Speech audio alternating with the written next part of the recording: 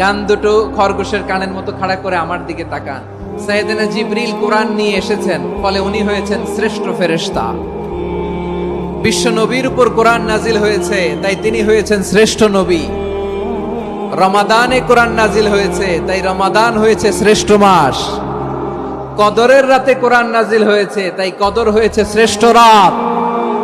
আমরাও যদি কোরআনের সাথে সম্পর্ক বাড়াই, আমাদের মর্যাদাও এরকম, আমাদেরকেও শ্রেষ্ঠ মানুষ বানায় দিবে কে?